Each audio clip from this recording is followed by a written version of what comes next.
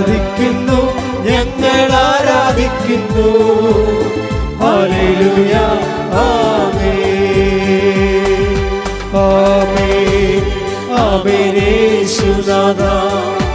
ആമേൻ, ആമേൻ ദൈവപുത്ര. ആമേൻ, ആമേൻ സർവശക്ത നിത്യപിതാവേ. ആമേൻ, ആമേൻ യേശുനാഥ.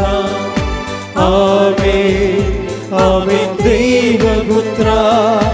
ആമേൻ, ആമേൻ സർവശക്ത നിത്യപിതാവേ, നിത്യപിതാവേ. സ്തുതിക്കട്ടെ. ഹല്ലേലൂയ, ഹല്ലേലൂയ, ഹല്ലേലൂയ, ഹല്ലേലൂയ. മഹത്വം, മഹത്വം.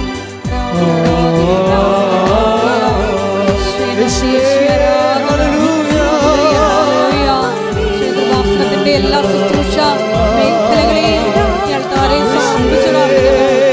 ആത്മീയ, സാമൂഹിക, സാംസ്കാരിക മേഖലകളെ എല്ലാം സമർപ്പിച്ചുറാക്കുന്നു. എല്ലാ പ്രവർത്തനങ്ങളെയും സമർപ്പിച്ചുറാക്കുന്നു. Hallelujah, hallelujah.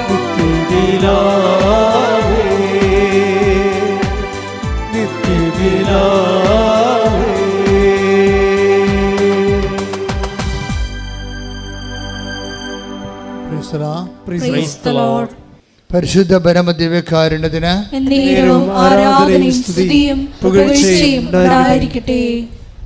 പരിശുദ്ധ പരമദിവ്യകാരുണ്യത്തിന് ആരാധനയും സ്തുതിയും പുകഴ്ചയും ഉണ്ടായിരിക്കട്ടെ. പരിശുദ്ധ പരമദിവ്യകാരുണ്യത്തിന് ആരാധനയും സ്തുതിയും പുകഴ്ചയും ഉണ്ടായിരിക്കട്ടെ. എൻ്റെ പ്രിയപ്പെട്ടവരെ, ദൈവവുമായി ഉടമ്പടിയിലായിരിക്കുന്നവർ ഈ വേസ്റ്റ് മാനേജ്മെൻറ്റ് ശരിക്കും പഠിക്കാനുള്ള ഒത്തിരി അവസരങ്ങളുണ്ട്. അത് അർത്ഥവത്തായിട്ട് പ്രയോജനപ്പെടുത്തുന്ന അനുസരിച്ചുകൊണ്ട് നമുക്ക് ഉടമ്പടിയിൽ പുരോഗമിക്കാൻ പറ്റും.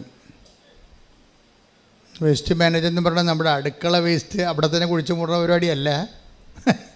വേസ്റ്റ് മാനേജ്മെൻ്റ് എന്ന് പറയുന്നത് ലൈഫിൻ്റെ അനുഭവങ്ങളിൽ കുറച്ച് വേസ്റ്റ് അനുഭവങ്ങളുണ്ടാവും. വേസ്റ്റ് അനുഭവങ്ങൾ വെച്ചാൽ അനുഭവങ്ങളിൽ പോസിറ്റീവ് ഉണ്ടാവും, നെഗറ്റീവ് ഉണ്ടാവും, അതേസമയം വേസ്റ്റും ഉണ്ടാവും. വെച്ചാൽ ഒരു കുപ്പ പോലെ ഇരിക്കണ നമുക്ക് തന്നെ ഒരു പിടിയും കിട്ടത്തില്ല. ഈ വേസ്റ്റായിട്ടുള്ള അനുഭവങ്ങളെ എങ്ങനെ ക്രിസ്തുവിനെ നേടാൻ വേണ്ടി നമ്മൾക്ക് റീസൈക്കിൾ ചെയ്യാൻ പറ്റും. അതാണ് ഉടമ്പടി ഇന്ന് അന്വേഷിക്കുന്നത്. കാര്യം എല്ലാവരും സാക്ഷ്യം പറയുമ്പോൾ കുറച്ച് വേസ്റ്റേജ് പറയുന്നുണ്ട് അവർ. പക്ഷെ അവർക്ക് അറിയത്തില്ല അത് എന്തുകൊണ്ടാണ് അങ്ങനെ സംഭവിച്ചത്. ഉടമ്പടി ഞാൻ എടുത്തതാണല്ലോ എന്നിട്ടും അപ്പം ഞാൻ ഉടമ്പടിയിലാണ് റിലേ ചെയ്യണത്. ഞാൻ ഉടമ്പടി റിലേ ചെയ്തിട്ടും എൻ്റെ ധാരണയ്ക്ക് എതിരെ കുറേ ഫ്ലോപ്പ് ആൻഡ് ഫെയിലിയേഴ്സ് സംഭവിക്കുന്നു. അപ്പം ചിലർ പറയും അത് എൻ്റെ ഉടമ്പടിയുടെ ചെയ്വനയുടെ കുഴപ്പമാണ്, അതുകൊണ്ടായിരിക്കും. അപ്പോൾ ഇനി ഞാൻ നല്ലവണ്ണം ഉടമ്പടി ചെയ്യാമെന്ന് പറയും. നിങ്ങൾ നല്ലവണ്ണം ഉടമ്പടി ചെയ്ത് ആയാലും ശരി, പിന്നെയും കുറേ വേസ്റ്റേജ് ഉണ്ടാകും അനുഭവങ്ങളിൽ. ഇപ്പം തന്നെ കഴിഞ്ഞ ദിവസങ്ങളിൽ ഒരു ഡോക്ടറിൻ്റെ സാക്ഷ്യമുണ്ടായി. ഡോക്ടർ അള്ളിൻ്റെ സാക്ഷ്യത്തിൽ അവർ വളരെ ഇൻ്റലിജൻ്റ് എലഗൻ്റായിട്ടുള്ള ലേഡിയാണ്. പക്ഷെ എന്നിട്ട് ഞാനിവിടെ കണ്ടിട്ടുണ്ട് ഈ ചില മലയാളം പ്ലസ് ടുക്കാർ IELTS എഴുതി ഒറ്റ സ്ട്രെച്ചിന് പാസ്സാകണത്. മലയാളം ആണ്, മലയാളം മീഡിയമാണ്. പക്ഷേ അവർ പറയും അപ്പായി മരിച്ചു, എൻ്റെ അനിയനാണ് എനിക്ക് വീട്ടിലുള്ളത്, അമ്മയുടെ ചെറിയ വരുമാനം കൊണ്ട് ഞങ്ങൾ ജീവിക്കണത്, അപ്പോൾ എന്നെ നീ കരകയറ്റി വിട്ടില്ലെങ്കിൽ കുടുംബം മുങ്ങിപ്പോകും എന്ന് മാതാവിനോട് ഡയറക്റ്റ് കമ്മ്യൂണിക്കേറ്റ് ചെയ്യും. പ്രേരണ സത്യത്തിൻ്റെ ഘടനകൾ പ്രാർത്ഥനയിൽ എപ്പോഴും ഉണ്ടാകണം, നല്ലതാണ്. കാര്യം ഈ ഉടമ്പടിയുടെ ഒരു വിഷയം നോട്ട് ബൈ മെറിറ്റിൽ വർക്ക് ചെയ്യും. ഇത് അത് ബൈബിളിൻ്റെ മുഴുവൻ കോൺസെപ്റ്റിൽ ഈ നോട്ട് ബൈ മെറിറ്റ് ഉണ്ട്. ഉടമ്പടി മാത്രമല്ല. നോട്ട് ബൈ മെറിറ്റ് എന്ന് എന്താണ്? നിൻ്റെ യോഗ്യത കൊണ്ടല്ല, എൻ്റെ കൃപ കൊണ്ട്. അപ്പോൾ നമ്മുടെ യോഗ്യത ഇല്ലെങ്കിലും ഉടമ്പടി പെർഫെക്റ്റ് ആണെങ്കിൽ ദൈവം ആ ഓപ്ഷൻ ഉപയോഗിച്ചുകൊണ്ട് നിങ്ങളെ ഹെൽപ്പ് ചെയ്യും. അതുകൊണ്ടാണ് ഈ മലയാളം മീഡിയംകാർ +2 IELTS എഴുതുമ്പോൾ ഒറ്റ സമയത്ത് തന്നെ പാസ്സായി വരും. അത് കർത്താവിൻ്റെ ശക്തിയാലാണെന്ന് നമുക്ക് മനസ്സിലാകും. അപ്പോൾ ഈ സൈന്യത്താലും ശക്തിയാലും അല്ലാതെ കർത്താവിൻ്റെ കൃപയിൽ വർക്ക് ചെയ്യുന്ന കുറേ അനുഭവങ്ങൾ നമ്മുടെ ജീവിതത്തിലുണ്ട്. അത് ഉടമ്പടിയുടെ ഒരു തനത് ഫോർമുലയാണത്. പക്ഷെ ഞാൻ പറയണത് അതല്ല. നിങ്ങളതെല്ലാം കൃത്യമായിട്ട് ചെയ്താൽ, ഇപ്പോൾ ഈ ഡോക്ടർ അഡ്ലിന് എന്താ സംഭവിച്ചത്? അവർ MBBS ഡോക്ടറാണ്. ഇനിയിപ്പോൾ ഒരു MDക്കോ മറ്റെന്തിനോ എൻട്രൻസിന് വേണ്ടി വിദേശത്ത് പോയി പഠിക്കാൻ വേണ്ടിയുള്ള ഒരു തയ്യാറെടുപ്പിനാണ്. അതിനു വേണ്ടി അവരെന്താ ചെയ്യണത്? അതിന് 3 ടെസ്റ്റാണ് ഉള്ളത്. ഒരു ടെസ്റ്റ് IELTSൻ്റെ ടെസ്റ്റാണ്. അത് 2 പ്രാവശ്യം എഴുതിയിട്ട് അവർക്ക് കിട്ടിയില്ല. ഓക്കെ, വ്യത്യാസം കണ്ട? +2 മലയാളം മീഡിയം IELTS എഴുതി പെട്ടെന്ന് കയറി പോകുന്നു. ഒരു MBBS ഡോക്ടർ എഴുതിയിട്ട് അത് കിട്ടണില്ല, 2ാമത്തെ പ്രാവശ്യം കിട്ടിയില്ല. ഉടമ്പടി എടുത്തിട്ട് പോലും അവർക്കത് കിട്ടിയില്ല. അപ്പോൾ നിങ്ങളെ സംബന്ധിച്ചിടത്തോളം അതൊരു പസ്സിലായിട്ട് വരും. ഒരു കൊട്ടത്തേങ്ങ പോലെ ഇത് വെട്ടാനും പറ്റത്തില്ല, തുളക്കാനും പറ്റാത്ത അവസ്ഥ. What happen to me? അപ്പോൾ നമ്മുടെ ആത്മവിശ്വാസം ചോദ്യം ചെയ്യപ്പെടാം. ആത്മവിശ്വാസം ശരിക്കും പറഞ്ഞാൽ ഉടമ്പടിയുടെ ഒരു ദൈവശാസ്ത്രം അനുസരിച്ച് ആദ്യം ചോദ്യം ചെയ്യപ്പെടേണ്ടത് ആത്മവിശ്വാസം തന്നെയാണ്. കാര്യം ഈ ആത്മവിശ്വാസത്തിനൊരു കുഴപ്പമുണ്ട്. ആത്മവിശ്വാസം അതിൻ്റെ 1 ഡിഗ്രി കൂടിക്കഴിഞ്ഞാൽ അത് അഹന്തയായിട്ട് ഡെവലപ്പ് ചെയ്യും. അതാണ് ആത്മവിശ്വാസത്തിൻ്റെ കുഴപ്പം. ആത്മവിശ്വാസം ഒരു മാനുഷികമായ ഗുണമാണ്, പക്ഷേ അതൊരു പോസിറ്റീവ് ഗുണമാണ് ആത്മവിശ്വാസം. പക്ഷേ സ്പിരിച്വൽ മേഖലയിൽ ചിന്ത വരുമ്പോൾ, സ്പിരിറ്റ് വർക്ക് ചെയ്യുന്ന ഫോർമാറ്റിലേക്ക് വരുമ്പോൾ ഈ ആത്മവിശ്വാസം അതായത് കൂടിയ ആത്മവിശ്വാസമുള്ളവർ, കൂടിയ ആത്മവിശ്വാസത്തെക്കാൾ ശരിക്കും അവർക്കുള്ളത് അഹങ്കാരമാണ്. അവർ തന്നെ അറിയത്തില്ല അത് ആത്മവിശ്വാസമാണെന്ന് അവർ പറയണതേ ഉള്ളൂ. ശരിക്കും പറഞ്ഞാൽ ബേസിക്കായിട്ട് അവർക്കുള്ളത് അഹങ്കാരമാണ്. അഹങ്കാരം എന്ന് പറയുന്ന സംഭവം അഹം ക്യാരി ചെയ്യുന്നതാണ്. അത് എന്തെങ്കിലും ഭൗതികമായ ഒരു എബിലിറ്റിയുടെ കപ്പാസിറ്റിയുടെ അടിസ്ഥാനത്തിൽ നമ്മൾ ഡെവലപ്പ് ചെയ്തെടുത്ത ഒരു ആന്തരികമായ ഭാവമാണ്. ഇവിടെ നോ എൻട്രിയാണ് ദൈവത്തിന്. ഉടമ്പടി എടുക്കുമ്പോൾ എപ്പോഴും നമ്മൾ ശ്രദ്ധിക്കുക, കേവല മനുഷ്യനെ ഉടമ്പടി എടുത്ത് വിജയിപ്പിക്കാൻ പാടാണ്. അതിൻ്റെ ഉടമ്പടി പ്രവർത്തിക്കുന്ന കാലാവസ്ഥ നിങ്ങൾ രൂപപ്പെടുത്തി എടുക്കണം. ഈ ആത്മവിശ്വാസം എന്ന് പറയുമ്പോൾ നിങ്ങളുടെ വിദ്യാഭ്യാസം ചിലപ്പോൾ നിങ്ങൾക്ക് ഓവർ കോൺഫിഡൻസ് നൽകും. ഈ ഓവർ കോൺഫിഡൻസ് പലപ്പോഴും വർക്ക് ചെയ്യണത് സ്പിരിച്വൽ ഓവർ കോൺഫിഡൻസ് നിങ്ങളുടെ ഇടയിൽ പറഞ്ഞാൽ കുഴപ്പമില്ല. പക്ഷേ സ്പിരിച്വൽ ലാംഗ്വേജിൽ ഓവർ കോൺഫിഡൻസ് ശരിക്കും പറഞ്ഞാൽ പ്രൈഡിൻ്റെ ഭാഗമായിട്ട് വരും. പ്രൈഡ് വന്നാൽ പിന്നെ വരേണ്ടത്, പ്രൈഡിൽ ഇത് വർക്ക് ചെയ്യത്തില്ല. ഉടമ്പടി പ്രൈഡിൽ, അഹങ്കാരത്തിൽ ഉടമ്പടി, ഓവർ കോൺഫിഡൻസിൽ ഉടമ്പടി വർക്ക് ചെയ്യത്തില്ല. അപ്പോൾ ദൈവം ആദ്യം ചെയ്യണത് നിങ്ങളെ കാഷ്വാലിറ്റി കയറ്റിയിട്ട് നിങ്ങളുടെ ഓവർ കോൺഫിഡൻസ് ടോർപ്പഡോ ചെയ്യാൻ നോക്കൂ. അതിപ്പോൾ ഈ ആഡലിൻ്റെ സാക്ഷ്യം മാത്രമല്ല, പല സാക്ഷ്യങ്ങളും നോക്കിയാൽ മനസ്സിലാവും. ഓവർ കോൺഫിഡൻസിൽ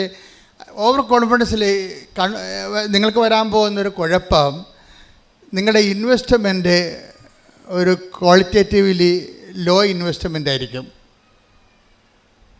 മനസ്സിലായില്ലേ? ഗുണപരമായിട്ട് നിലവാരം കുറഞ്ഞ ഒരു നിക്ഷേപമാണ് ശരിക്കും നിങ്ങൾക്ക് ഓവർ കോൺഫിഡൻസുകാർക്ക് ഇതിൻ്റെ അകത്ത് വരണത് ഉടമ്പടി വരണത്. എന്താ കാര്യം? ഇതിപ്പോൾ ഉടമ്പടി എടുത്ത് എല്ലാവരും എടുക്കണമല്ലോ, എൻ്റെ കൂട്ടുകാരൊക്കെ ഉടമ്പടി എടുത്ത്, അതുകൊണ്ട് ഞാൻ എടുക്കണേ. ഉടമ്പടി എടുത്തില്ലെങ്കിലും എനിക്കറിയാം ഇത് റാങ്ക് ലിസ്റ്റിൽ കയറിപ്പോവും, ഞാൻ പാസ്സാവും, അല്ലെങ്കിൽ എനിക്ക് ജോലി കിട്ടുമെന്ന് എനിക്കറിയാം. ഇതാണ് ഓവർ കോൺഫിഡൻസ്. അപ്പോൾ അതുകൊണ്ട് ഈ ഓവർ കോൺഫിഡൻസുകാർക്ക് അവർ ഡേഞ്ചറസ് സോണിലാണ്. എന്താ കാര്യം? ദൈവം അത് വർക്കൗട്ട് ചെയ്യത്തില്ല. അവർ ഓവർ കോൺഫിഡൻസ് അഹങ്കാരമായിട്ട് ഡെവലപ്പ് ചെയ്തിരിക്കുന്ന കാരണം അവിടെ ആത്മാവ് പ്രവർത്തിക്കാൻ പാടായിരിക്കും. അതുകൊണ്ട് ദൈവം എന്തുമാത്രം വർഷങ്ങൾ കാത്തിരുന്നറിയാമോ ഈ ആളെ ഒന്ന് ജനിപ്പിച്ചെടുക്കാൻ. ജൂഡിത്തിനെ എസ്തേറിനെ പോലെയൊക്കെ നല്ല തലക്കനമുള്ള പെണ്ണുങ്ങൾ ഇസ്രയേലിലുണ്ടായിരുന്നു. ഇസ്രയേലിലെ പെണ്ണുങ്ങൾ നിങ്ങൾക്ക് അറിയാമല്ലോ. ഞങ്ങൾ ഇസ്രയേലിൽ ചെല്ലുമ്പോൾ 9ാം ക്ലാസ്സുകാരത്തിയാണ് 6ാം ക്ലാസ്സുകാരത്തിയാണ് AK-47 കൊണ്ട് നടക്കുന്നത്. എല്ലാം ട്രെയിൻഡാണ്. അവർക്കൊരു പ്രത്യേക സ്റ്റാമിന ഉള്ള പെൺപിള്ളേരാണ്. പക്ഷേ അത് അത്തരം ടൈപ്പാണ് ജൂഡിറ്റ്, എസ്തേർ. അതിൻ്റെ കൂടെ ഉണ്ടായിരുന്ന ആ ചരിത്രം മുഴുവൻ നോക്കുമ്പോൾ റൂത്തിൻ്റെ കാലം വരെ നോക്കുമ്പോൾ എല്ലാം ഭയങ്കര ഇനിഷ്യേറ്റീവ് എടുക്കുന്ന ആൾക്കാരാണ്. ഈ റൂത്തിനെ പോലെയുള്ള നല്ല കരളുറപ്പുള്ളൊരു പെണ്ണല്ലെങ്കിൽ രാത്രി പോയി ബോവാസിൻ്റെ അടുത്ത് പോയി കിടക്കുക. അപ്പോൾ അവർ നല്ല അവർ ചെയ്യണ കാര്യങ്ങളെക്കുറിച്ച് അവർക്ക് നല്ല ഇച്ഛാശക്തിയും ദിശാബോധമുള്ള ആൾക്കാരാണ്. പക്ഷേ എൻ്റെ പ്രോബ്ലം വെച്ച് കഴിഞ്ഞാൽ അങ്ങനെയുള്ള ഒരാളെ ഒരു രക്ഷാകര നടപടിക്രമത്തിൻ്റെ കെയർ ടേക്കറായിട്ട് നിർത്താനേ പറ്റത്തുള്ളൂ. അതിൻ്റെ യഥാർത്ഥ ആളായിട്ട് ഏജൻ്റായിട്ട് വെക്കാൻ പറ്റത്തില്ല. അതുകൊണ്ട് റൂത്തും താമറും ഒക്കെ രക്ഷാകര സംഭവത്തിലെ കെയർ ടേക്കേഴ്സാണ്. അവർ ശ്രേണിയിലുണ്ട്, ഇല്ലെന്നൊന്നും പറയണില്ല, ഉണ്ടവർ. പക്ഷെ അവർ ലൈം ലൈറ്റിലില്ല. അവർ ഇങ്ങനെ ഗ്രീൻ റൂമിൽ നിൽക്കണ കാണാം. താമറൊക്കെ ഗ്രീൻ റൂമിലുണ്ട്. രക്ഷാകര ചരിത്രം വായിക്കുമ്പോൾ താമറ അതിൻ്റെ അകത്തുണ്ട്. താമറ വിജാതി സ്ത്രീയാണ്, മോവാബുകാരത്തിയാണ്. അപ്പോൾ അതേസമയം തന്നെ അതേസമയം തന്നെ റൂത്തുണ്ട്, എല്ലാവരും ഉണ്ട്. പക്ഷെ സ്റ്റേജിൽ മറിയം മാത്രമേ ഉള്ളൂ. അതെന്താ കാര്യം? അവിടുന്ന് തന്നെ ദാസിയുടെ വിനീത അവസ്ഥ. മറ്റതൊക്കെ വിനീതപ്പെട്ട് വരാൻ കുറച്ച് സമയമെടുക്കും. റൂത്തും താമരൊക്കെ വിനയപ്പെട്ട് വരാനേ. താമറിൻ്റെയൊക്കെ കാര്യം ഭയങ്കര വിറ്റാണ്. താമര പറയും, ഞാൻ ഗർഭിണിയായിരിക്കണതേ, എൻ്റെ കയ്യിൽ റിങ് ഉണ്ട്, ഇതിൻ്റെ ഉടമസ്ഥനാണ് എൻ്റെ ഗർഭത്തിൻ്റെ ഉത്തരവാദി എന്ന് പറയും. അതാരാണ്? അത് ജൂദായാണ്. ജൂദാക്കിട്ട് പണി കൊടുക്കണേ. ജൂദയുടെ അഭ്യാസമൊന്നും എൻ്റെ അടുത്ത് നടക്കത്തില്ലെന്ന് പറയും. അപ്പോൾ അവർക്ക് അങ്ങനെ ചങ്കുറപ്പുള്ളവരൊക്കെ ഇതിനകത്തുണ്ട്. പക്ഷെ അവർ രക്ഷാകര നടപടിക്രമത്തിലുണ്ട്. അവർ ഗ്രീൻ റൂമിലാണ്. അവരെ വെച്ചുകൊണ്ട് ക്രിസ്തുവിനെ ഡയറക്റ്റ് പ്രസവിക്കാനൊന്നും പറ്റത്തില്ല. അതാണ് പ്രശ്നം. ഇപ്പോൾ ദാവീദിനെ പ്രസവിച്ചത് റൂത്ത് അല്ലെങ്കിൽ പോലും റൂത്ത് ദാവീദിൻ്റെ അമ്മുമ്മയാണ് ശരിക്കും പറഞ്ഞാൽ. അപ്പോൾ ദാവീദിൻ്റെ പോലെ അമ്മുമ്മയാകാൻ റൂത്തിന് പറ്റണുള്ളൂ. റൂത്തിൻ്റെ അത് വലിയ മിസ്റ്റേക്ക് ഇല്ലാത്തൊരു ലേഡിയാണ്. അപ്പോൾ നമുക്കറിയാം മാതാവിന് എന്തുമാത്രം വ്യത്യാസം, എന്തുമാത്രം ഫിൽട്ടർ ചെയ്തിട്ടാണ് ഈ മറിയത്തിലേക്ക് ദൈവം വരണതെന്നറിയാം. മറിയത്തിനോട് പറയുമ്പോൾ തന്നെ മറിയത്തിൻ്റെ ആദ്യത്തെ വാക്ക് തന്നെ ബിഹോൾഡ് എന്നാ പറയുന്നത്. ബിഹോൾഡ് എന്താണ്? The hand made of the Lord. എന്തൊരു രസവാ കേൾക്കാൻ, എന്തൊരു വല്ലാത്ത പറച്ചിലാണ്. എന്താണ്? നീ ഗർഭം ധരിച്ച് പുത്രനെ പ്രസവിക്കുമെന്ന് പറയുമ്പോൾ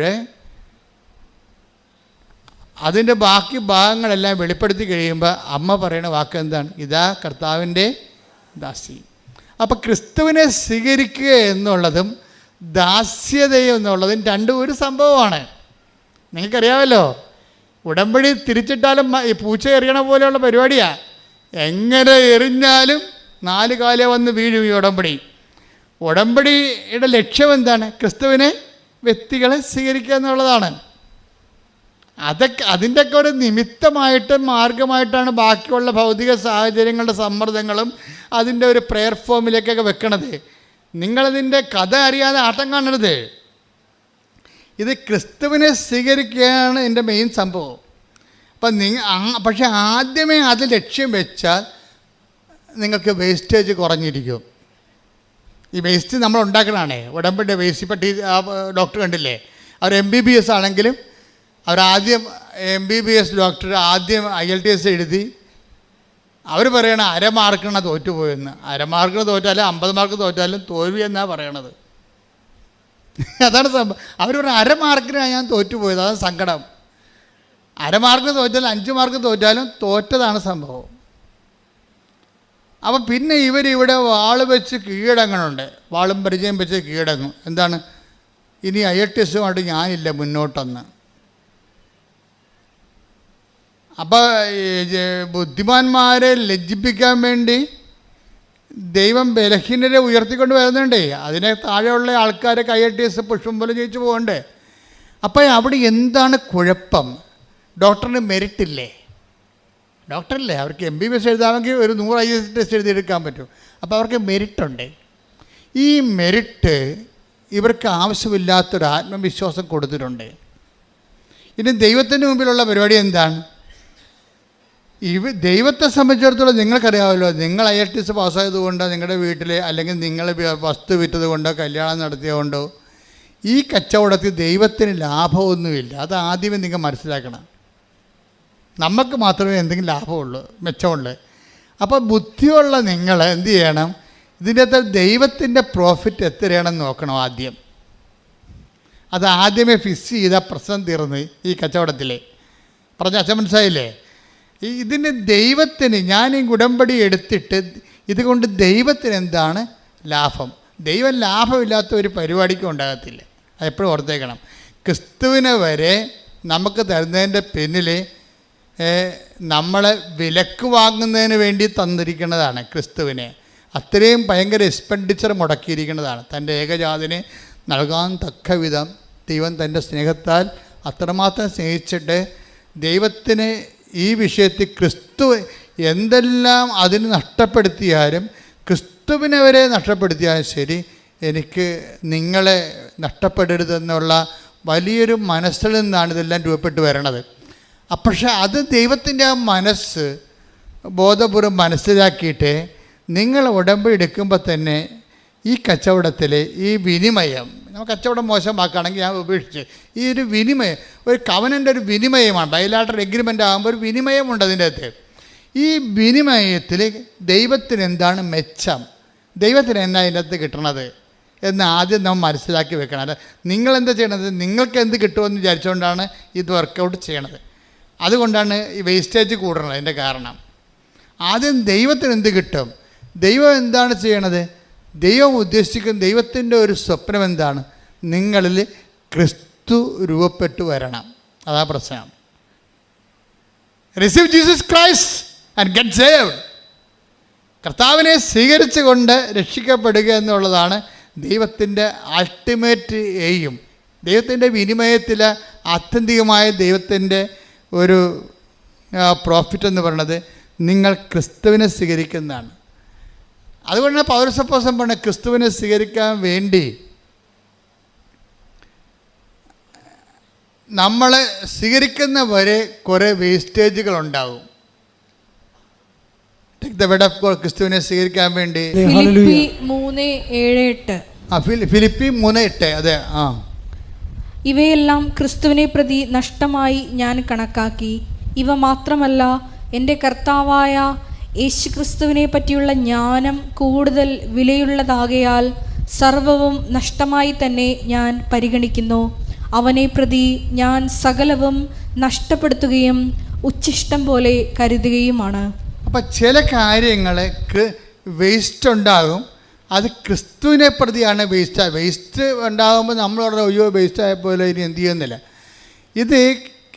ഇത് നിങ്ങൾ ജീവിതത്തിൽ സംഭവിച്ചിട്ടുള്ള വേസ്റ്റുകൾ, ഇപ്പോഴത്തേക്കും നാൾ നിങ്ങളുടെ പരിശ്രമങ്ങളില്ലേ, നിങ്ങൾ എന്തുമാത്രം ഇൻട്രസ്റ്റ് എഴുതി, എന്തുമാത്രം ഇൻ്റർവ്യൂവിന് പങ്കെടുത്ത്, എത്ര ചെറുക്കന്മാർ വന്ന് നിങ്ങളെ കണ്ടു, എന്തുമാത്രം കാപ്പിയും ബിരിയാണിയും മിക്സറൊക്കെ അവന്മാർ കഴിച്ചിട്ട് പോയി, എന്നിട്ട് ഒരു കല്യാണം ഒത്തില്ലല്ലോ. എന്തുമാത്രം വേസ്റ്റേജാണ് വരണത് ജീവിതത്തിൽ. ഞാൻ ജീവിതത്തെക്കുറിച്ചാണ് സംസാരിക്കണത്, നിങ്ങളോർക്കും വേറെ കാര്യമാണ്. ഞാൻ ജീവിതത്തെക്കുറിച്ച് തന്നെ സംസാരിക്കണത്. അപ്പോൾ ഇങ്ങനെ നമ്മൾ നഷ്ടപ്പെടുത്തിയ കുറേ വേസ്റ്റുകളുണ്ട്. ഈ വേസ്റ്റുകൾ നമുക്ക് തന്നിരിക്കുന്ന വികാരം എന്താണ്? നിരാശ, പരാജയബോധം, കുറേ സാധനമില്ലേ നമ്മുടെ വേസ്റ്റ്. നിങ്ങൾ ഞാൻ കൽക്കട്ടായി വരെ പോയി ആ വിസ ഇൻ്റർവ്യൂവിന് പങ്കെടുത്തതാണ്, എന്താ അത് കിട്ടിയില്ലെന്ന് പറയും. കാശും പോയി, വിസയും കിട്ടിയില്ല, സമയവും പോയി, വേസ്റ്റായില്ലേ. അപ്പം ചില പറയും ഞാൻ മദ്രാസ് വരെ പോയി ആ പരീക്ഷ എഴുതിയതാണ്. എനിക്കന്ന് പനിയായിരുന്നു, എനിക്കന്ന് പീരീഡ്സ് ആയിരുന്നു, ഭയങ്കര കഷ്ടപ്പാട്. ഞാൻ പറഞ്ഞാണ് മമ്മിയോട് പോണില്ല, മമ്മിയാണ് എന്നെ ഉന്തി തള്ളി വിട്ടത്. എന്നിട്ട് അതും കിട്ടിയില്ല, ഞാൻ അകപ്പെട്ടു പോയി. അപ്പം നമുക്ക് ഒത്തിരിയേറെ സങ്കടങ്ങൾ, ഇത്രയും കഷ്ടപ്പെട്ടിട്ട് ഒരു പ്രയോജനമില്ല, വെറുതെ അലയാവുന്നില്ല, ഒരു കാര്യമില്ലല്ല. ഇതാണ് വേസ്റ്റ് എന്ന് പറയുന്നത്. മനസ്സിലായോ? ഇപ്പോൾ മനസ്സിലായോ വേസ്റ്റ്? ഈ വേസ്റ്റ് കൊണ്ട് എങ്ങനെ വിളക്ക് കത്തിക്കാമെന്ന് നോക്കണം. ഈ വേസ്റ്റ് എടുത്തിട്ട് എന്താ ചെയ്യണത്? ബൈബിൾ പറയണത് ഈ വേസ്റ്റ് എല്ലാം നീ ക്രിസ്തുവിൻ്റെ അക്കൗണ്ടിലേക്ക്, പിതാവായ ദൈവത്തിൻ്റെ അക്കൗണ്ടിലേക്ക് സെൻഡ് ചെയ്യണം. അതാണ് വിഷയം. നീ അത് വെച്ച് നിരാശയായിട്ട് അനുഭവിച്ചുകൊണ്ടിരിക്കരുത്. ഉടമ്പടി സൂപ്പർ പദ്ധതിയാണ്. ഈ സംഭവം മുഴുവനും നിനക്ക് നഷ്ടപ്പെട്ട നഷ്ടങ്ങളെല്ലാം എഴുതിയിട്ടിട്ട് പിതാവിൻ്റെ അക്കൗണ്ടിലേക്ക് ക്യാരി ഓവർ ചെയ്യണം. അപ്പാ, ഇതെല്ലാം ഞാൻ വിശ്വാസത്തോടെ പ്രത്യാശയോടെ സ്വീകരിക്കുന്നു. ഞാൻ സഹിച്ച സഹനങ്ങൾ, നഷ്ടങ്ങൾ, അതുപോലെ തന്നെ കോട്ടങ്ങൾ, എൻ്റെ ജീവിതത്തിലെ ഉച്ഛിഷ്ടങ്ങൾ, ഇതെല്ലാം ക്രിസ്തുവിനെ നേടാൻ വേണ്ടി, നിൻ്റെ മഹത്വത്തിന് വേണ്ടി കാഴ്ചവെക്കുന്നു. Praise the Lord. അപ്പോൾ ഒന്ന് പറഞ്ഞേ, അപ്പാ, എൻ്റെ ജീവിതത്തിൽ വന്നിട്ടുള്ള പരാജയങ്ങള്, ഒരു ആവശ്യമില്ലാത്ത പരാജയങ്ങള്, മറ്റുള്ളവരുടെ ഉപദേശത്താൽ അടിച്ചേൽപ്പിക്കപ്പെട്ട പദ്ധതി കൊണ്ട് ഞാൻ തന്നെ ഒരു തോൽവിയായി മാറിയ മുഹൂർത്തങ്ങളെ, അപ്പാ, ഇത്തരം ജീവിത ഉച്ഛിഷ്ടങ്ങളെ നിന്റെ നാമത്തിന്റെ മഹത്വത്തിനായി, നിന്റെ പുത്രനെ സ്വീകരിക്കാൻ വേണ്ടി ഞാൻ നിന്നെ നിനക്ക് സമർപ്പിക്കുന്നു. ഈ വേദനകളെ സ്വീകരിച്ചുകൊണ്ട് നീ എന്നിൽ അപ്പാ ക്രിസ്തുവിനെ രൂപപ്പെടുത്തണമേ. ഈ വേദനകളെ വേസ്റ്റുകളെ സ്വീകരിച്ചുകൊണ്ട് അപ്പാ, നീ എന്നിൽ ക്രിസ്തുവിനെ രൂപപ്പെടുത്തണമേ. ആരാധന യേശുവേ, നിന്നെ നേടുവാൻ വേണ്ടി എല്ലാം ഇഷ്ടം പോലെ കരുതുവാനുള്ള വലിയ കൃപ നൽകണമേ. ഞങ്ങളുടെ സഹനങ്ങൾ കൃപകളാക്കി മാറ്റണം. വലുതാക്കണേ നിന്റെ സ്നേഹത്തിൻ നിഴലാക്കണേ, എന്നെ കുരിശോളം വലുതാക്കണേ, നിന്റെ സ്നേഹത്തിൻ നിഴലാക്കണേ. പരിശുദ്ധ പരമദിവ്യകാരുണ്യത്തിന് ആരാധനയും സ്തുതിയും പുകഴ്ചയും ഉണ്ടായിരിക്കട്ടെ. അതായത് ഒരു കൺഫ്യൂഷൻ എപ്പോഴും ബൈബിള് സൂക്ഷിക്കുന്നത് ക്രിസ്തു എവിടുന്ന് വരുമെന്ന് അറിയത്തില്ലെന്ന്. ബൈബിൾ പറയുന്ന ഒരു സംഭവമാണ്, സത്യമായ ഒരു ആധ്യാത്മിക അനുഭവമാണ്. ക്രിസ്തു എവിടുന്ന് നമ്മുടെ ജീവിതത്തിലൂടെ എവിടുന്നാണ് വരണമെന്ന് അറിയാൻ പറ്റത്തില്ലെന്ന്. ആരിലൂടെയാണ് ക്രിസ്തു നമ്മുടെ ജീവിതത്തിൽ വരണമെന്ന് അറിയത്തില്ല. Take the word of God. അതായത് യോഹന്നാൻ 7:27 എന്നാൽ ക്രിസ്തു വരുമ്പോൾ എവിടെ നിന്നാണ് വരുന്നതെന്ന് ആരും അറിയുകയില്ലല്ലോ. അതാണ് അങ്ങനെ ഒരു ക്രിസ്തുവിൻ്റെ വരവിന് അങ്ങനെ ഒരു ഫിനോമിനുണ്ട്. അതായത് എവിടെ നിന്നാണ് വരിക, ആരിലൂടെയാണ് വരിക എന്നറിയത്തില്ലെന്ന്. കർത്താവ് എന്നിട്ട് പറയും, അപ്രതീക്ഷിതമായ സമയത്തായിരിക്കും മനുഷ്യപുത്രൻ വരിക എന്ന് പറയും. മത്തായി 24:44. അതിനാൽ നിങ്ങളും തയ്യാറായിരിക്കണം. പറഞ്ഞേ, അതിനാൽ നിങ്ങളും തയ്യാറായിരിക്കണം. നിങ്ങൾ പ്രതീക്ഷിക്കാത്ത മണിക്കൂറിലായിരിക്കും നിങ്ങൾ പ്രതീക്ഷിക്കാത്ത മണിക്കൂറിലായിരിക്കും മനുഷ്യപുത്രൻ വരുന്നത്. അപ്പൊ ഇത് ക്രിസ്തു എവിടുന്ന് വരുന്നു, ആരിലൂടെ വരുന്നു, എപ്പോൾ വരുന്നു എന്നുള്ളത് വി ഡോണ്ട് നോ. അതിൻ്റെ അർത്ഥം എന്താണ്? ക്രിസ്തു ആരിലൂടെയും വരാം, ക്രിസ്തു എപ്പോഴും വരാം. അതാണ് പ്രശ്നം. ഒന്ന് പറഞ്ഞേ ക്രിസ്തു ആരിലൂടെയും വരാം, എവിടെ നിന്നും വരാം, ഏത് സമയത്തും വരാം. അപ്പോഴെന്ന് വെച്ചാൽ നമ്മുടെ ഈ അനുഭവങ്ങളില്ലേ, നമ്മുടെ പാസീവ് ആൻഡ് നെഗറ്റീവ് എക്സ്പീരിയൻസ് ഇല്ലേ, അത് നിങ്ങൾ വളരെ ശ്രദ്ധയോടെ ശ്രദ്ധിക്കണം. അത് നിങ്ങൾ ഓർക്കും വളരെ നല്ല, ഇവിടെ ഈ സാക്ഷ്യം പറയണതെല്ലാം പോസിറ്റീവായിട്ടുള്ള ഗ്രീൻ ചാനലിലൂടെ ക്രിസ്തു വന്നതിൻ്റെതാണ്.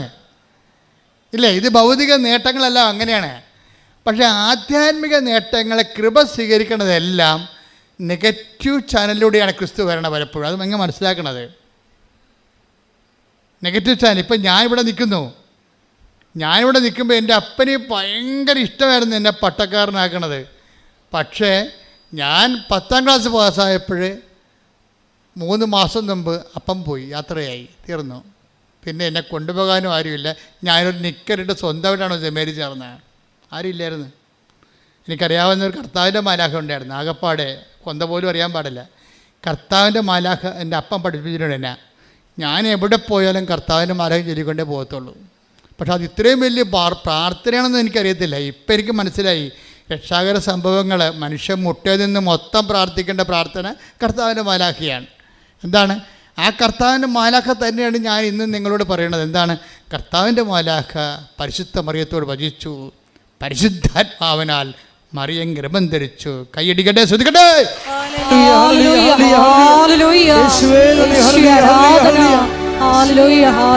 ദാസിയുടെ താഴ്മ തൃക്കൺ പാർത്ത ഉന്നതൻ ദാസരെ ഉയർത്താൻ എഴുന്നള്ളുകയാ.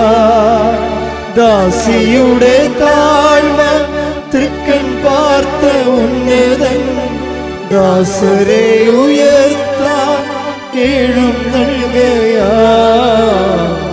എന്തൊരാനന്ദം, എന്തൊരാനന്ദം, അമ്മ മേരിയൊപ്പം ആരാധിക്കുമ്പോൾ.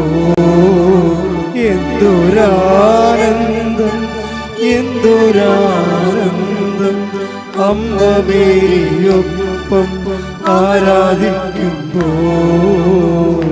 പരിശുദ്ധ പരമദിവ്യകാരുണ്യത്തിന് ആരാധനയും സ്തുതിയും പുകഴ്ചയും ഉണ്ടായിരിക്കട്ടെ. അപ്പം മരിച്ചത് ഒരു നെഗറ്റീവ് കാര്യമാണല്ലേ? അപ്പം മരിച്ചത് പിന്നെ എന്താണ്? അതിലൂടെ ഉണ്ടായ ഇമ്പാക്റ്റ് എന്താ? എൻ്റെ അപ്പൻ്റെ മരണത്തിലൂടെ ഉണ്ടായ ഇമ്പാക്റ്റ് എന്താണ്? എൻ്റെ കോൺഫിഡൻസ് തകർന്നു പോയി. നിൻ്റെ അപ്പൻ മരിച്ചാലും നിൻ്റെ കോൺഫിഡൻസ് തകർന്നാലും തകരാത്ത ഒരു ആളാണ് ക്രിസ്തു. കൈയടിക്കട്ടെ, ശ്രദ്ധിക്കട്ടെ.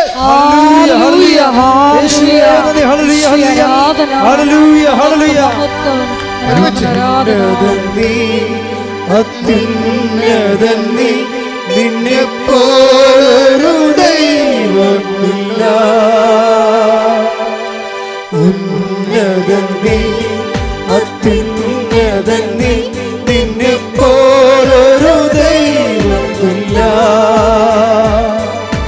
അത്ഭുതവാ, അതിശയവാ, നീ മാത്രമൻ ദൈവമെന്നും.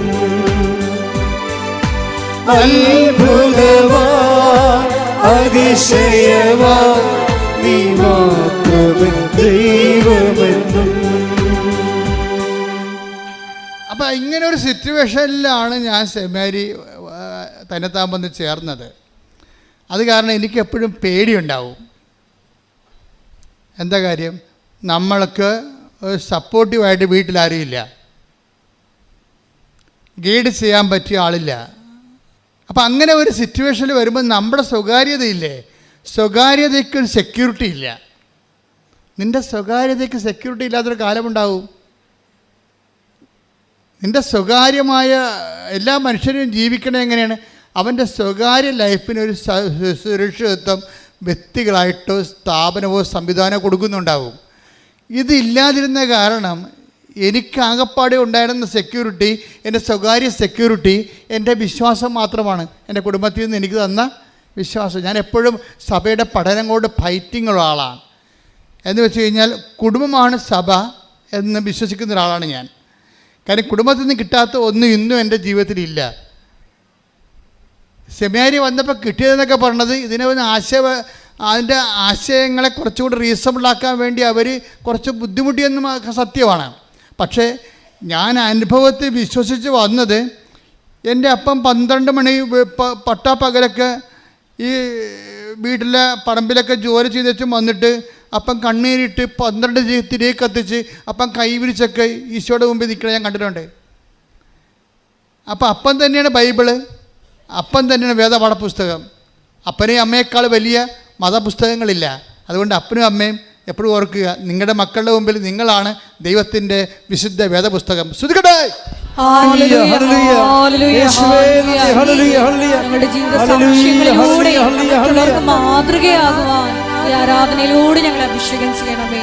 ആരാധന ആരാധന യേശുവേ ആരാധന. ഞാൻ കഴിഞ്ഞ ദിവസങ്ങളിൽ ഇവിടെ പ്രാർത്ഥിച്ചുകൊണ്ട് കുഞ്ഞിന് വേണ്ടി പ്രാർത്ഥിക്കുകയാണ്. ആ കുഞ്ഞിന് എന്തോ ചെവി കേൾക്കാൻ പാടില്ല. ആ കുഞ്ഞിന് വേണ്ടി പ്രാർത്ഥിക്കുമ്പോൾ എന്നോട് അമ്മ പറഞ്ഞത്, ചെവി മൊത്തമല്ല, അല്പം കേൾക്കാൻ പാടില്ല. പക്ഷേ അമ്മ എന്നോട് പറഞ്ഞത്, കുഞ്ഞിന് ഭയങ്കര പേടിയാണ് അച്ഛാ, ഇരുട്ടിനെ പേടി, സ്വരത്തിൽ സംസാരിച്ച പേടി, അതാണ് ചീട്ടൽ എഴുതി വെച്ചിരിക്കണത്. അപ്പോൾ ഞാൻ പ്രാർത്ഥിച്ചുകൊണ്ടിരിക്കുന്ന സമയത്ത് ഞാൻ പ്രാർത്ഥന ഇടയ്ക്ക് നിർത്തി. ഞാൻ പറഞ്ഞു, തള്ളേ, അത് നിങ്ങളുടെ നിലവിളി നിർത്ത്. നിങ്ങൾ ആരാണ്? നിങ്ങൾക്ക് ഒരു അമ്മയാകാനുള്ള യാതൊരു യോഗ്യതയുമില്ല. കാര്യം ഞാൻ ഓൺ ദി സ്പോട്ടിൽ പറയത്തില്ല ആൾക്കാരോട്, പിന്നെ വെച്ചിട്ട് പറയാൻ നമുക്ക് ആളെ കിട്ടത്തില്ലല്ല.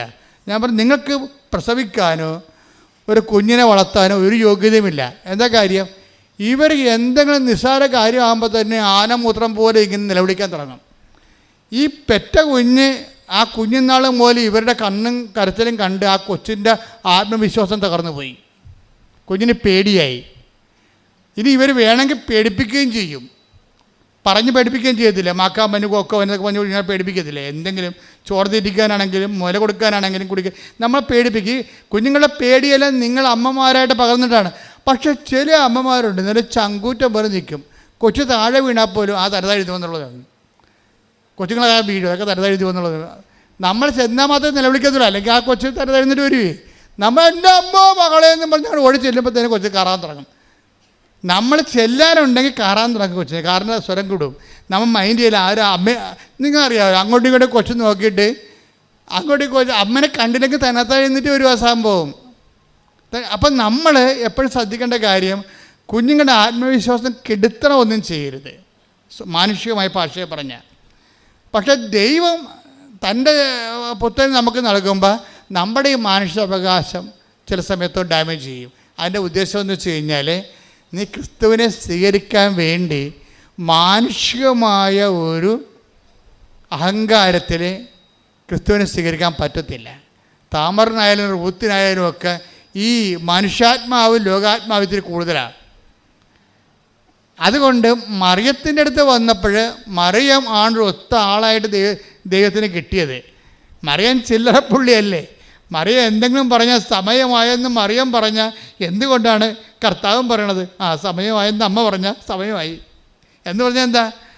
മറിയത്തിനെ വിട്ടങ്ങനെ ദൈവത്തിന് ചെയ്യാൻ പറ്റത്തില്ല. എത്ര 4000 കൊല്ലത്തെ സ്ത്രീകളെ മുഴുവനും ഇൻ്റർവ്യൂ ചെയ്ത് മാറ്റിയിട്ടല്ലേ ഈ ആളെ എടുത്തിരിക്കണത്. അപ്പോൾ ആൾ ചില്ലറപ്പുള്ളിയൊന്നും അല്ലല്ലോ. അതാണ് പക്ഷേ ആളെ മനസ്സിലാക്കണം നമ്മൾ ആദ്യം. അപ്പോൾ എന്താ സംഭവിച്ചതെന്ന് വെച്ചാൽ, അമ്മ പറഞ്ഞു, അപ്പാ പറഞ്ഞു എനിക്ക് മനസ്സിലായി, ഇത് നല്ല റിസ്ക്കുള്ള പരിപാടിയാണ്, ഇത് 10-33 കൊല്ലത്തെ പദ്ധതിയാണ്, ഇത് ചോരയും കണ്ണീരും മാത്രമേ ഈ പദ്ധതിയിലുള്ളൂ, ഞാൻ കുരിശിന് ചുവട്ടി വരെ നിൽക്കണമെന്നൊക്കെ എല്ലാം. കാരണം ഹൃദയത്തിൽ സംഗ്രഹിച്ചു എന്ന് പറയുമ്പോൾ ടോപ്പ് വെളിപാട് നടക്കുമ്പോൾ അമ്മ ഉടനെ അതിനെക്കുറിച്ച് സംസാരിക്കത്തില്ല. കാരണം സംസാരിച്ചുകൊണ്ട് കാര്യമില്ലാത്ത വിഷയമാണ്. അതെന്ത് ചെയ്യും? അമ്മ അത് ഹൃദയത്തിൽ സംഗ്രഹിക്കും. കുരിശിൻ്റെ അംശമുള്ള നമ്മുടെ പെസഹാപ്പത്തിലൊക്കെ കുരിശ് വെച്ച് വരത്തില്ലേ? അപ്പോൾ കുരിശ് വെച്ച് വരുന്ന അനുഭവങ്ങളുണ്ട്. അതിൽ തന്നെ കുരിശ് വെച്ച് വരുന്ന അനുഭവങ്ങളുണ്ട്. കുരിശ് വെച്ച് വരുന്ന അനുഭവങ്ങൾ അമ്മ കഴിച്ചാൽ പിന്നെ മിണ്ടത്തില്ല, അമ്മ മിണ്ടാണ്ടിരിക്കും. എന്താ കാര്യം? ഇത് കാൽവരി വരെ പോകുന്ന ഒരു പദ്ധതിയാണിത്, ചെറിയ യാത്രയല്ല. ഇതിപ്പോൾ ടൈമിൽ ചെയ്ത് തീർക്കാനുള്ളതല്ല. അതുകൊണ്ട് ഹൃദയത്തിൽ സംഗ്രഹിച്ച് അതേക്കുറിച്ച് ധ്യാനിച്ചുകൊണ്ടിരിക്കും. ഈ ധ്യാനം ആദ്യം തുടങ്ങിയ മംഗളവാർത്ത സമയത്തിലാണ്. മംഗളവാർത്തയിൽ പെട്ടെന്ന് അമ്മ പറഞ്ഞു, അപ്പാ പറഞ്ഞ എല്ലാം എനിക്ക് മനസ്സിലാകുന്നുണ്ട്, പരിശുദ്ധാത്മാവിനോട് പറയണ്ടേ, എനിക്കിതിനകത്ത് ഒന്നേ പറയുന്നുള്ളൂ, ഇനി എന്തെല്ലാമൊക്കെ കാഷ്വാലിറ്റി ഉണ്ടായാലും behold the hand made of the Lord, ഇതാ കർത്താവിൻ്റെ ദാസി. പിന്നെന്ത് ചെയ്യണം?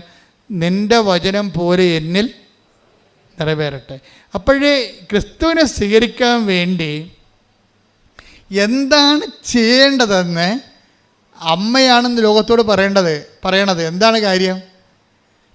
മറിയം ദാവീദിൻ്റെ വംശത്തിൽ ജനിച്ചു, രാജകീയമായിട്ടുള്ള കുടുംബ പാരമ്പര്യമുണ്ട്, തറവാട്ട മഹിമയുണ്ട്. മറിയം ആസാനൊന്നും പറയണില്ല. ബൈബിളാണ് ലൂക്കായും മത്തായും ഒക്കെ മറിയത്തിൻ്റെ രാജകീയമായിട്ടുള്ള പാരമ്പര്യമൊക്കെ പറയണത്, തറവാട്ട മഹിമ പറയണത്. അമ്മ പറഞ്ഞ് ഈ തറവാട്ട മഹിമ പുസ്തകത്തിലെ പുലി പോലെ, പുസ്തകത്തിലെ പശു പോലെയാണ്, ഇതൊന്നും പുല്ല് തിന്നത്തില്ല. നമുക്കറിയാം നിൻ്റെ മഹിമകളൊന്നും പുല്ല് തിന്നത്തില്ല. അതുകൊണ്ട് അമ്മ എന്ത് പറയും? ആ സംഭവമൊക്കെ ഞാൻ ഇവിടുന്ന് മാറ്റണത്. എനിക്കതേ പറയാനുള്ളൂ. ഇതാ കർത്താവിൻ്റെ ദാസി. നിങ്ങൾ പരാജയപ്പെടുമ്പോഴും തോക്കുമ്പോഴും അമ്മയോട് ചേർന്ന് ആ പ്രാർത്ഥന പ്രാർത്ഥിക്കണം. എന്താണ്? ഇതാ കർത്താവിൻ്റെ ദാസി, നിൻ്റെ വചനം പോലെ എന്നിൽ നിറവേറട്ടെ. അപ്പോഴെന്ത് പറയും? അപ്പോൾ നീ ക്രിസ്തുവിനെ നീ സ്വീകരിച്ചിരിക്കും. കയ്യടിക്കട്ടെ, സ്തുതിക്കട്ടെ, ഹല്ലേലൂയ.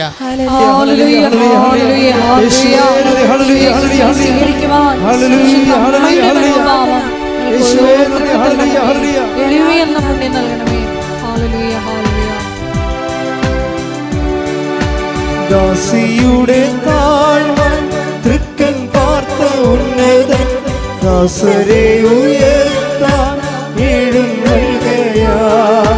ദാസിയുടെ താഴ്മ തൃക്കൻ പാർത്ത ഉന്നതൻ ദാസരെ ഉയർത്താൻ എഴുന്നേൽക്കയാ. എന്തൊരാനന്ദം, എന്തൊരാനന്ദം, അമ്മ മേരിയൊപ്പം ആരാധിക്കുന്നു. എന്തൊരാനന്ദം, എന്തൊരാനന്ദം, അമ്മ മേരിയൊപ്പം ആരാധിക്കുന്നു. പരിശുദ്ധ പരമദിവ്യകാരുണ്യത്തിന്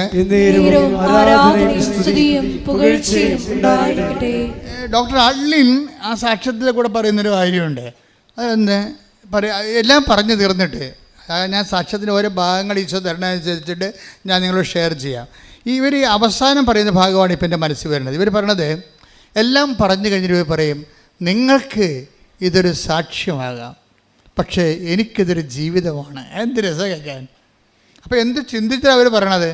നിങ്ങൾക്ക് പലരും പറയണ പോലെ ഇതൊരു സാക്ഷ്യമായിട്ട് വരും, പക്ഷേ എന്നെ സംബന്ധിച്ചിടത്തോളം ഇതൊരു ജീവിതമാണ്. ഞാൻ ക്രിസ്തുവിനെ നേടാൻ വേണ്ടി ദൈവം എന്നെ വ്യത്യസ്തങ്ങളായ ട്രീറ്റ്മെൻറ്റിലൂടെ കടത്തിക്കൊണ്ട് പോകുന്ന എൻ്റെ ജീവിതമാണിത്.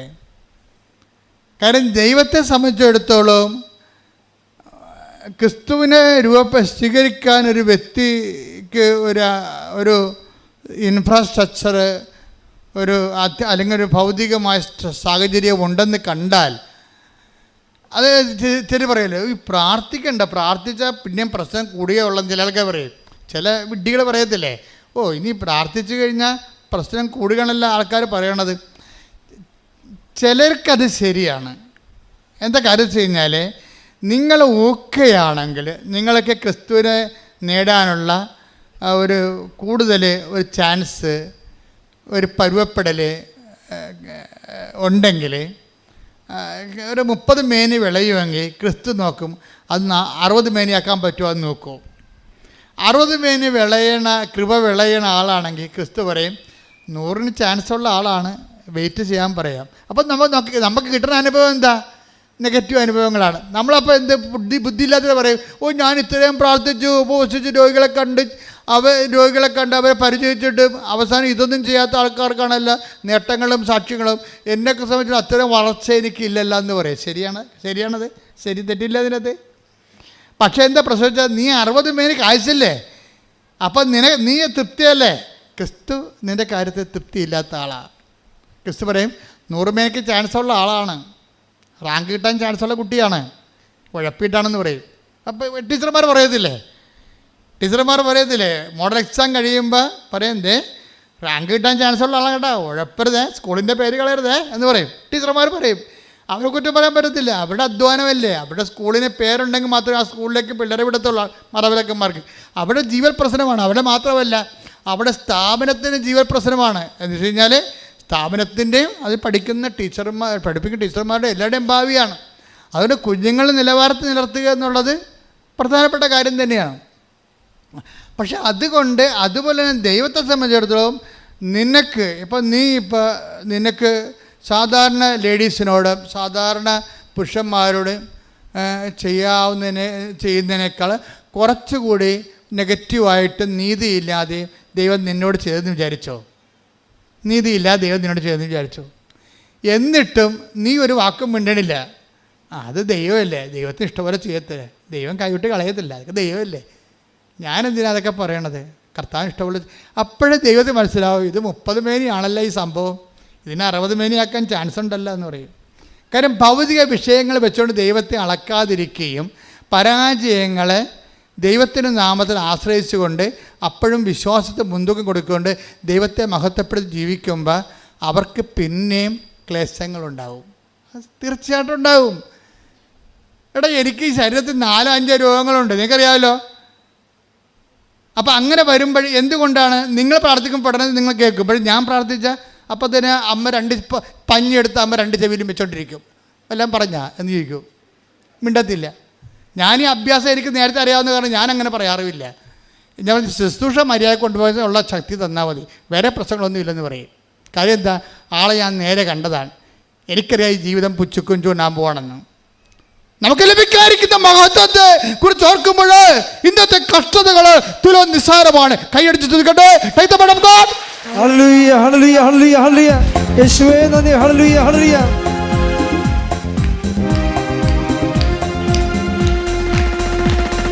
കഷ്ടങ്ങൾ സാരമില്ല, കണ്ണുനീർ സാരമില്ല, കഷ്ടങ്ങൾ സാരമില്ല, കണ്ണുനീർ സാരമില്ല. നിത്യതേജസ്സിൽ ഘനമോർത്തിടുമ്പോൾ ഞൊടി നേരത്തേക്കുള്ള കഷ്ടങ്ങൾ സാരമില്ല, കണ്ണുനീർ സാരമില്ല. പരിശുദ്ധ പരമദിവ്യകാരുണ്യത്തിന് എന്നേരവും ആരാധനയും സ്തുതിയും പുകഴ്ചയും ഉണ്ടായിരിക്കട്ടെ. റോമ 8:18 നമുക്ക് വെളിപ്പെടാനിരിക്കുന്ന മഹത്വത്തോട് തുലനം ചെയ്യുമ്പോൾ നമുക്ക് വെളിപ്പെടാനിരിക്കുന്ന മഹത്വത്തോട് തുലനം ചെയ്യുമ്പോൾ ഇന്നത്തെ കഷ്ടതകൾ നിസ്സാരമാണെന്ന് ഞാൻ കരുതുന്നു. ബൈബിൾ ഈ തുലനം ചെയ്യുന്നതിന് കമ്പാരിറ്റീവ് നടത്തുന്നത്, ഈ താരതമ്യം ചെയ്യുന്നതിന് ബൈബിൾ എതിരാണ്, വിഡ്ഢികളാണെന്നാണ് പറയണത്. താരതമ്യം ചെയ്യാൻ ആൾക്കാർ ഭൗതികമായ വിഷയങ്ങളെ മാനദണ്ഡങ്ങളെ വെച്ച് താരതമ്യം ചെയ്യരുത്. 2 Corinthians 10:12 ആത്മപ്രശംസ നടത്തുന്നവരുടെ ഗണത്തിൽ പെടാനോ, പറഞ്ഞ ആത്മപ്രശംസ നടത്തുന്നവരുടെ ഗണത്തിൽപ്പെടാനോ ഞങ്ങളെ അവരോട് താരതമ്യം ചെയ്യാനോ ഞങ്ങൾ തുനിയുന്നില്ല. പരസ്പരം അളക്കാനും തുലനം ചെയ്യാനും സാഹസപ്പെടുന്ന വിഡ്ഢികളാണ് അവർ. അപ്പം പരസ്പരം അളക്കുകയും തുലനം ചെയ്യുകയും ചെയ്യുന്നവരെ, ഇപ്പം തുലനം ചെയ്യുന്നതിനെക്കുറിച്ച് ഇപ്പം നിങ്ങൾ പറയത്തില്ലേ, ഞാനോ വലുത് നീയോ വലുത്. അതുപോലെ തന്നെ വീടുകൾ തമ്മിൽ തുലനം ചെയ്യും, കാറുകൾ തമ്മിൽ തുലനം ചെയ്യും.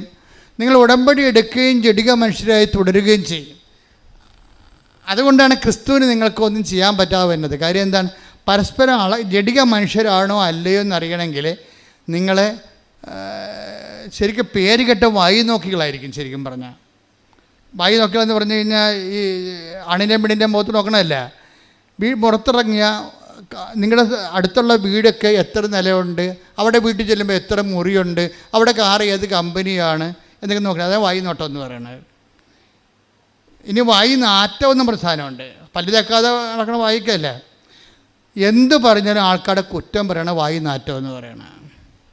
ഈ ഉടമ്പടി എടുത്തിട്ട് വായി നോട്ടവും വായി നാറ്റവും ഉണ്ടെങ്കിൽ കുറച്ച് താമസിക്കും ഈ ഉടമ്പടി റൈപ്പായി എടുക്കാൻ. കാര്യം നിങ്ങൾ ജഡിക മനുഷ്യരാണെന്ന് ദൈവം പറയും. കാര്യം നിങ്ങൾ തുലനം ചെയ്യുന്നു. ഇപ്പം നിങ്ങൾ കെട്ടിയെടുത്ത് കാനഡയിൽ പോകാൻ പോണത് ആൻറ്റിയുടെ മക്കൾ പോയത് കൊണ്ടല്ലേ. അവർ മര്യാദയ്ക്ക് എവിടെയെങ്കിലും ഉദ്യോഗസ്ഥം മേടിച്ചെങ്കിൽ അത് നിങ്ങൾ പോകത്തില്ല. അവർ 10 പുത്തം കൊണ്ടുവന്ന് കഴിയുമ്പോൾ അവരെയും നിങ്ങളുടെ കയ്യിൽ അഭ്യാസം കാണിക്കും. ആവശ്യമില്ലെങ്കിലും വലിയ വീടൊക്കെ ഉണ്ടാക്കും. അപ്പോൾ പിന്നെ നാട്ടുകാർ നോക്കുമ്പോൾ നിങ്ങളുടെ വീടാണെന്ന് പറഞ്ഞാൽ ആ വീട്ടിൽ കയറി ഞങ്ങളെ നിങ്ങളുടെ വീടാണെന്ന് വിചാരിച്ച് അവിടെ പോയെന്ന് പറയും. വല്ല കാര്യമുണ്ടാ? പിന്നെ നിങ്ങൾ അവിടെ നിർത്തിക്കൊണ്ട് അവിടെ തന്തക്ക് വിളിക്കും. അപ്പോൾ ഉടമ്പടി പഴയ മനുഷ്യരായിട്ട് തുടരുന്ന ഒത്തിരി ആൾക്കാരുണ്ട്. ഉടമ്പടി പുതുക്കുന്നതിൻ്റെ ഉദ്ദേശിക്കുക എന്ന് പറയുന്നത് നിങ്ങൾ ആ പേപ്പർ കൊണ്ടൊന്ന് ടിക്ക് ചെയ്യുന്നതല്ല ഉദ്ദേശിക്കുന്നത്. നിങ്ങൾ ഈ ജഡിക മനുഷ്യരിൽ നിന്ന് ക്രിസ്തുവിനെ സ്വീകരിക്കുന്ന, സർവോപരി ഒന്നാമതായി ക്രിസ്തുവിനെ നേടുന്ന, ക്രിസ്തുവിനെ നേടാൻ വേണ്ടിയെല്ലാം കുപ്പയെ കരുതുന്ന ആത്മീയ മനുഷ്യരാണെങ്കിൽ നിങ്ങൾക്ക് തുലനം ചെയ്യാൻ വേണ്ടി ദൈവം തന്നിരിക്കണത് എന്താണ്? നമുക്ക് ലഭിക്കാതിരിക്കുന്ന മഹത്വത്തെക്കുറിച്ച് ഓർക്കുമ്പോഴേ, തുലനം ചെയ്യുമ്പോഴേ, അതാ റോമർ 8:18 എന്ന് പറഞ്ഞാൽ നമുക്ക് ലഭിക്കാനിരിക്കുന്ന മഹത്വത്തെക്കുറിച്ച് തുലനം ചെയ്യുമ്പോൾ അവിടെയാണ് തുലനം വരണത്. എന്തെങ്കിലും തുലനം ചെയ്യണമെങ്കിൽ വീട്, ജോലി, കാറ്, ആരോഗ്യം, സൗന്ദര്യം, ഇങ്ങനെ അഴിഞ്ഞു പോണ കാര്യങ്ങളൊന്നുമല്ല തുലനം ചെയ്യേണ്ടത്. നിങ്ങൾ അങ്ങനെ തുലനം ചെയ്യുന്നവരാണ് നിങ്ങളെങ്കിൽ ദൈവത്തിൻ്റെ കണക്ക് പുസ്തകത്തിൽ നിങ്ങൾ ജഡികരെന്ന് പറയും. ജഡാത്മാവിനെ, ഇപ്പം ദൈവാത്മാവിനെ നയിക്കപ്പെടുന്നവർ റോമ 8:14 അനുസരിച്ചുകൊണ്ട് ദൈവത്തിൻ്റെ മക്കളാണെങ്കിൽ തീർച്ചയായിട്ടും ലോകാത്മാവിനെ നയിക്കപ്പെടുന്നവർ ലോകത്തിൻ്റെ സന്തതികളാണ്. ലോകത്തിൻ്റെ സന്തതികളാണെങ്കിൽ കവനൻ്റ് ചെയ്തെന്ന് പറഞ്ഞാൽ പോലും, അതായത് ലോകത്തിനും ഈ ലോകാരൂപി മൂക്കണാണ് ദുഷ്ടാരൂപി എന്ന് പറയണത്. നിനക്കറിയാലോ, ഒരിക്കലും ഡയറക്റ്റായിട്ട് ദുഷ്ടാരൂപി നമ്മളിലേക്ക് വരത്തില്ല. കാര്യം നമുക്ക് ജ്ഞാനസ്ഥാനം, കുംഭസാരം, കുർബാനം, കൂദാശ ജീവിതമൊക്കെ ഉള്ളതാണല്ലോ. അതുകൊണ്ട് ഡയറക്റ്റായിട്ട് ദുഷ്ടാരൂപി കയറി പിടിക്കത്തില്ല. പക്ഷേ ദുഷ്ടാരൂപി അവിടെ ഒരു തന്ത്രം കാണിക്കുകയാണ് ചെയ്യണത്. എന്താ കാര്യം? ലോകാരൂപിയെ കൊണ്ടുവന്ന് ആദ്യം പോസ്റ്റ് ഇടും.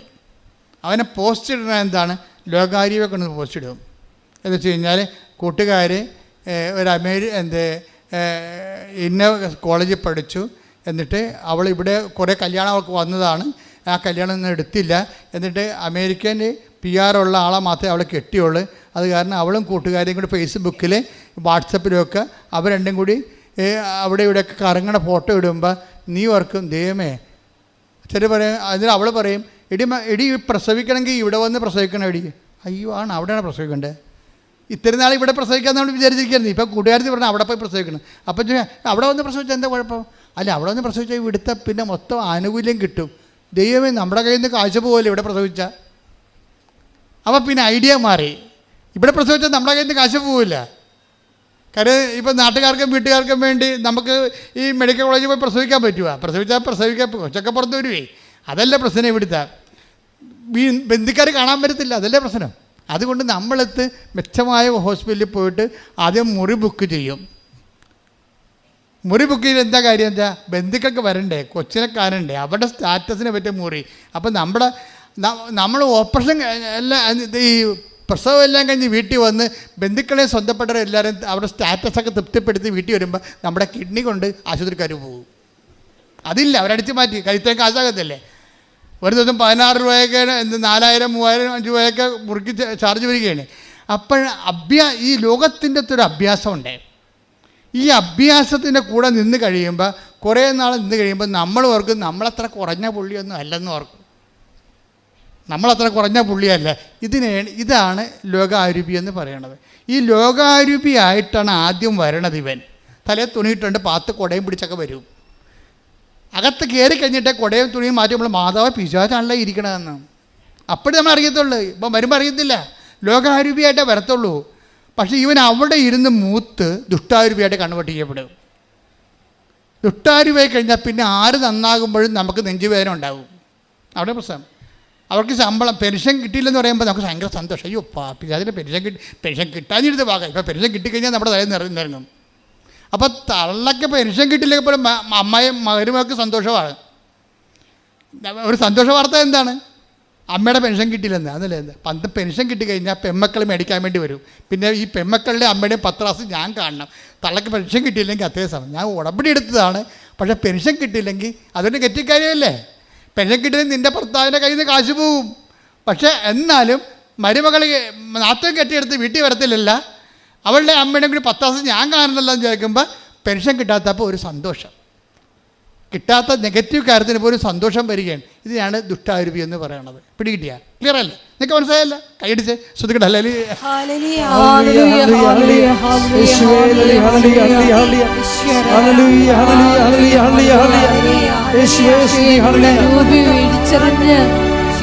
അത്യപേക്ഷിക്കുന്നു. നാഥാ നീ മതി എനിക്ക്, നിൻ കൃപ മതി എനിക്ക്. നാഥാ നീ മതി എനിക്ക്, നിൻ കൃപ മതി എനിക്ക്. ഈ മനുയാത്രയതിൽ തിരുകൃപ മതി എനിക്ക്. ഈ മനുയാത്രയതിൽ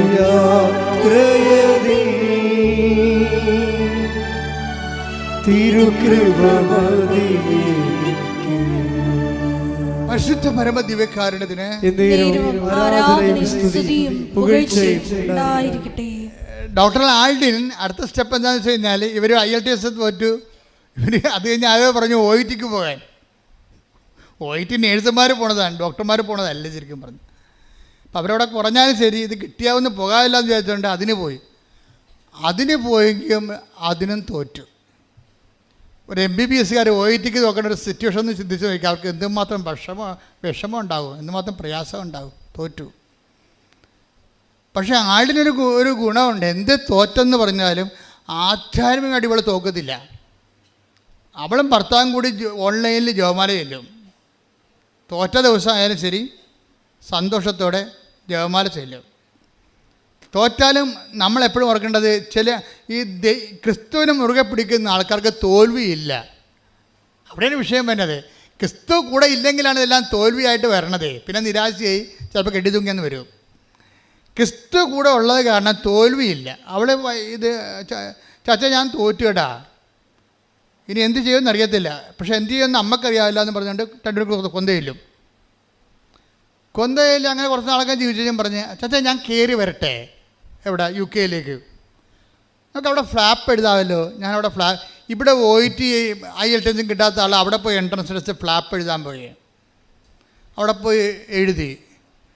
UK പോയി ഫ്ലാപ്പ് എഴുതി കഴിഞ്ഞപ്പോൾ ഭയങ്കര സന്തോഷം. എന്താണെന്ന് വെച്ചാൽ എല്ലാം അറിയാവുന്ന സംഭവം.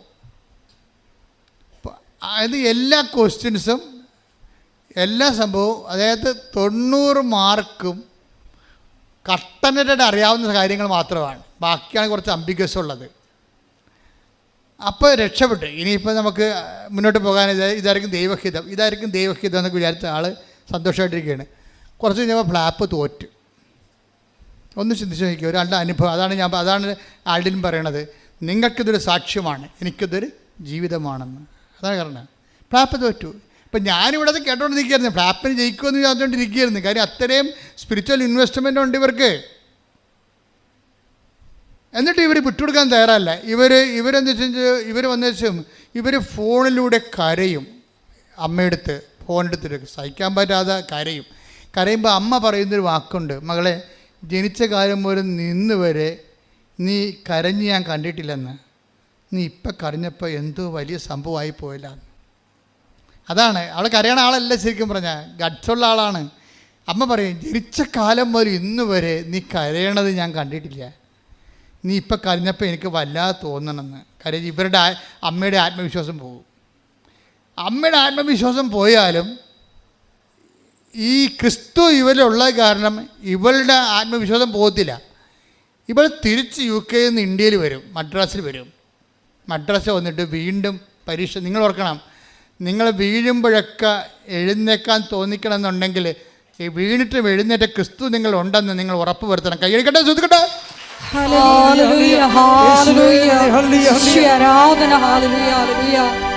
ജീവിതത്തിലെ തകർച്ചകളിൽ നിന്നെ കൈപിടിച്ച് കൊണ്ടുവരുവാൻ ആരാധനയോടെ ഞങ്ങൾ അഭിഷേകം ചെയ്യണമേ.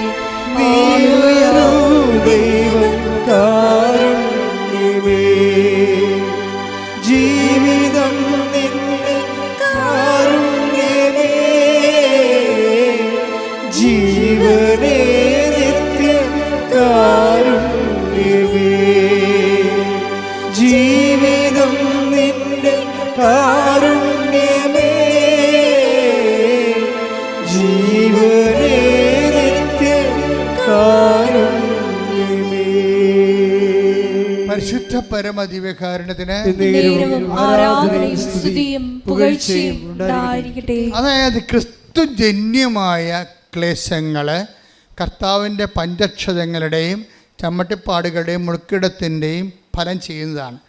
അതായത് നമ്മൾ വിശ്വാസത്തിൽ ഉറച്ചു നിന്നിട്ടും ക്ലേശങ്ങൾക്ക് പഞ്ഞമൊന്നുമില്ലാതെ നിൽക്കുകയും സത്യസന്ധമായി ജീവിച്ചിട്ടും നമ്മൾ കുരിശിൽ കയറേണ്ടി വരികയും ഒക്കെ ചെയ്യുന്ന ഒരു സാഹചര്യമാണ് ക്രിസ്തുജന്യമായ ക്ലേശങ്ങളെന്ന് പറയുന്നത്. ഈ ക്രിസ്തുജന്യമായ ക്ലേശങ്ങളുടെ അന്തരാർത്ഥങ്ങളെ നമുക്ക് വിവേചിച്ച് തരണമെങ്കിൽ വിസ്ഡം ഉണ്ടാകണം, ജ്ഞാനമുണ്ടാകണം. അതുകൊണ്ട് ആ ജ്ഞാനമെന്ന് പറയണത് ഇപ്പം സംഭവിക്കുന്നത് എന്താണെന്നുള്ളത് അറിവാണ്, എന്തിനാണെന്നുള്ളതാണ് ജ്ഞാനം. മനസ്സിലായില്ലേ? അത് പരിശുദ്ധാത്മാവാണ് നമുക്ക് പറഞ്ഞു തരേണ്ടത്. സംഭവിക്കണത് എന്താണെന്നറിയാം, അത് അറിവാണ്. അറിവ് കൂടിക്കഴിഞ്ഞാൽ ആത്മഹത്യ ചെയ്യും, അത്രേ ഉള്ളൂ. പക്ഷേ സംഭവിക്കണത് എന്തിനാണെന്നറിയണം, അതിന് പരിശുദ്ധാത്മാവ് വേണം. അപ്പോൾ ഇവൾക്ക് പരിശുദ്ധാത്മാവ് ഇത്തിരി കൂടുതൽ പ്രവർത്തിക്കാൻ പറ്റിയ ഫോർമാറ്റാണ് ഇവളിലുള്ളത്. അതുകൊണ്ടാണ് ഇവൾ പതറാത്തത്. അവൾ കരഞ്ഞു എന്നുള്ള കാര്യം അവളുടെ അമ്മയടുത്ത് കരഞ്ഞെന്ന് പറഞ്ഞാൽ നിസ്സാര കാര്യമാണ്. അവൾക്ക് സങ്കടം സഹിക്കാൻ വരാറൊന്നും കരഞ്ഞില്ല, അവളുടെ അമ്മയടുത്ത് കരഞ്ഞു, അത് ഇറ്റ്സ്. പക്ഷേ എന്നാലും തൻ്റെ ദൗത്യങ്ങളിൽ നിന്ന് പിന്തിരുന്നില്ല. അവൾ അടുത്ത ടിക്കറ്റ് എടുത്തിട്ട് നാട്ടിലോട്ട് പോരും. നാട്ടിൽ വന്ന് കൃപാസനം പത്രം മേടിച്ച് ഇവിടെ വന്ന് ഉടമ്പടി പുതുക്കും. ഉടമ്പടി പുതുക്കിയിട്ട് ഇതിനെക്കുറിച്ച് ഗുണമോ ദോഷമോ അമ്മയോട് പറയത്തില്ല. ഇവിടെ ആളിരിപ്പുണ്ടല്ലോ, പറയാമല്ലോ, പറയത്തില്ല. കാര്യം ഇവളുടെ മനസ്സിൽ ആത്മാവ് പറയുന്നുണ്ട്, ദൈവത്തിൻ്റെ വഴികളിലൂടെ തന്നെ കൊണ്ടുപോവുകയാണ്. അപ്പോൾ നമുക്ക് പറയാനുള്ള ഒന്ന് മാത്രമേ ഉള്ളൂ, ഇതാ കർത്താവിൻ്റെ ദാസി എപ്പോഴും എന്ത് ചെയ്യും? മിണ്ടത്തില്ലല്ലോ, സംസാരിക്കത്തില്ല. അപ്പോൾ ഇവിടെ മിണ്ടാതെ പോയിട്ട് കൃപാസനം പത്രം തമിഴ് പത്രം മേടിച്ച് കൊണ്ടുപോയി ആ മദ്രാസിൽ എല്ലായിടത്തും ചേർന്നിലേക്ക് കൊടുത്ത് നോക്കുമ്പോൾ ഓട്ടോറിക്ഷക്കാർ ഇവരെ കടുത്തേക്ക് അറിയാം. നിങ്ങൾക്ക് നാണമുണ്ടാ? ഈ മതം മാറ്റമാണ്, ആന കൂനെന്നൊക്കെ പറഞ്ഞ് ഇവരെ കടുത്തേക്ക് അറിയാൻ. അപ്പോൾ ഡോക്ടർ ഇവരോട് ചോദിക്കും, നിങ്ങൾ എന്തുകൊണ്ട് ഈ പത്രം വാങ്ങിക്കുന്നില്ല എന്ന് എന്നോട് പറയണം. അവരോട് ഫൈറ്റാണ്, പത്രം കൊടുക്കാൻ വന്ന ആളാണ്. അവരുടെ ഫൈറ്റ്, എന്തുകൊണ്ട് ഈ പത്രം വാങ്ങിക്കുന്നില്ല എന്ന് നിങ്ങൾ എന്നോട് പറയണം. ഞാനൊരു ഡോക്ടറാണ്, ഞാൻ നിങ്ങൾക്കൊരു പത്രം തരികയാണ്. 10,000 വായിച്ച് രക്ഷപ്പെടുന്ന ഒരു പത്രമാണ്. നിങ്ങളും രക്ഷപ്പെട്ടുണ്ടെന്ന് വിചാരിച്ചുകൊണ്ട് നിങ്ങളുടെ ജീവിതത്തിൽ വഴിത്തിരിവ് ഉണ്ടാകുമെന്ന് വിചാരിച്ചുകൊണ്ടാണ് ഞാൻ നിങ്ങൾക്കൊരു സേവനം ചെയ്യുന്നതാണ്. അപ്പോൾ നിങ്ങൾ എന്തുകൊണ്ട് വാങ്ങിക്കുന്നില്ല എന്നോട് പറയണം എന്ന് പറയുമ്പോൾ കാര്യം മനസ്സിലാകുമ്പോൾ അവർ വാങ്ങിക്കും. അപ്പോൾ നോക്കിയേ, അല്ലാതെ ആരെങ്കിലും പറയുമ്പോൾ തന്നെ അയ്യോ അവർ വഴക്കിട്ടെന്ന് പറഞ്ഞ് നിലയം വിളിച്ച് അപ്പോൾ തന്നെ ഓടി വന്ന് വീട്ടിൽ കുത്തിരിക്കുകയല്ല. അതാണ് സംഭവം. വഴക്കിട്ടേ എന്ന് പറഞ്ഞു, അയ്യോ അവരങ്ങനെ പറഞ്ഞേ എന്ന് പറഞ്ഞിട്ട് നിലയം വിളിച്ച് വിടും. എൻ്റെ അമ്മ ഇന്ന് എന്നെ പത്രം കൊണ്ട് ചെന്നപ്പോൾ അവരിങ്ങനെ വഴക്കിട്ടെന്ന് പറയും. വല്ല കഥയുണ്ട്. അപ്പോൾ അത്രയേ ഉള്ളൂ. തമ്പുരാൻ തന്ന പണിയാണെന്ന് ഓർക്കാനുള്ള ബോധം പരിശുദ്ധാത്മ വേണ്ടേ? പരിശുദ്ധാത്മ ഉണ്ടേ പറയും, മകളെ ഇത് ഈശോ നേരിട്ട് ചെയ്യുന്ന ഒരു പരിപാടിയാണ്, ഇത് ഈ പരീക്ഷ നീ തോക്കരുത്, മറ്റേ പരീക്ഷ ഒക്കെ എഴുതിയെടുക്കുക, ഇത് തോറ്റു കഴിഞ്ഞാൽ പണിയായിരിക്കും എന്ന് പറയും. ഇവൾ തോക്കത്തില്ല, അവൾക്ക് പരിശുദ്ധാത്മ ഉള്ള കാരണം പരിശുദ്ധ ഉപദേശം കൊടുക്കില്ല, പരിശുദ്ധ തോക്കത്തില്ല. അവരോട് പറയും, അവരോട് ചോദിക്കുക എന്തുകൊണ്ട് നീ പത്രം വാങ്ങിക്കുന്നില്ലെന്ന് ചോദിക്കാൻ പറയും. അപ്പോൾ അവർ ജപജപൊക്കെ അടിക്കും. ഉടനെ ഇവർ പത്രം മേടിക്കും. എന്നിട്ട് വന്ന് പരീക്ഷ എഴുതും. രണ്ടാമത് ഇവിടെ നാട്ടിൽ പരീക്ഷ എഴുതുമ്പോൾ ഒറ്റ പരീക്ഷ എല്ലാം ഓക്കെ. ശ്രദ്ധിക്കട്ടെ. ഹല്ലേലൂയ, ഹല്ലേലൂയ, ഹല്ലേലൂയ, ഹല്ലേലൂയ, ഹല്ലേലൂയ. ആരാധന. ഹല്ലേലൂയ, ഹല്ലേലൂയ, ഹല്ലേലൂയ. യേശുവേ, ഞങ്ങളുടെ ജീവിതത്തിൽ നടക്കുന്ന ഓരോ കാര്യങ്ങളും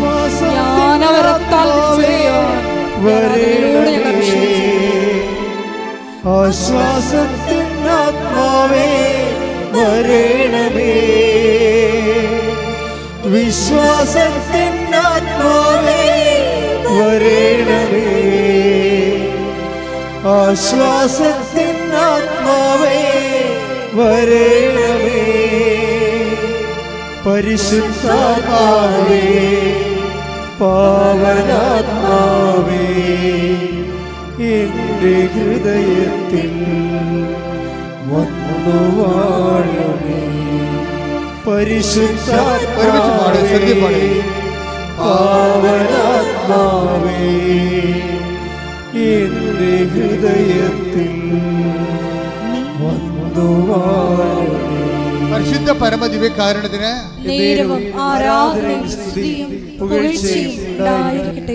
ഡോക്ടർ ആൾഡിനെ പറയുന്ന ഒരു വിഷയം, അവസാനം സാക്ഷ്യം കൺക്ലൂഡ് ചെയ്യുമ്പോൾ പറയുന്ന ഒരു വിഷയം, അവസാനത്തെ പരീക്ഷയാണ് ഞാൻ എൻ്റെ ജീവിതത്തിൽ എഴുതിയ ഏറ്റവും ടഫ് സബ്ജക്റ്റ്.